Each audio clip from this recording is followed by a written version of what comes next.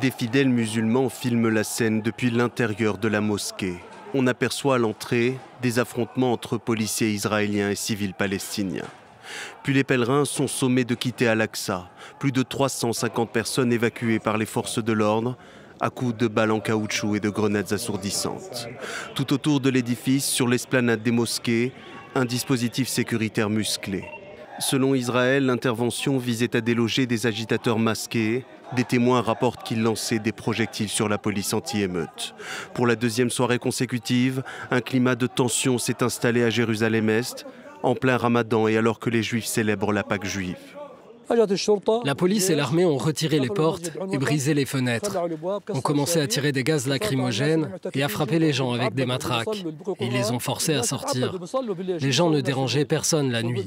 Les Juifs ne viennent pas dans l'enceinte la nuit. Les Israéliens veulent simplement vider la mosquée de ces musulmans. Le mouvement islamiste du Hamas avait appelé un peu plus tôt les fidèles musulmans à s'enfermer dans l'enceinte d'Al-Aqsa.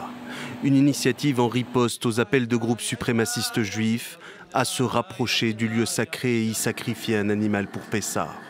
Tel Aviv a rappelé son engagement à respecter la liberté de culte. Certains Israéliens veulent éviter l'escalade. Je pense que tout va bien se passer. Vous voyez que cette année, c'est mieux que les années précédentes. Sur les 100 000 musulmans qui viennent ici en cette période, il y en a entre 100 et 200 arrêtés au mont du Temple. Vous voyez, partout, il y a des gens qui créent des troubles et des problèmes. Mais la situation s'est tendue dans les territoires palestiniens. Plusieurs roquettes ont été tirées depuis Gaza en direction d'Israël, qui a riposté par des bombardements aériens sur des cibles présentées comme des sites de production d'armes du Hamas. En 2021, les affrontements sur l'esplanade des mosquées avaient dégénéré en une guerre de 10 jours entre Israël et les Palestiniens de Gaza.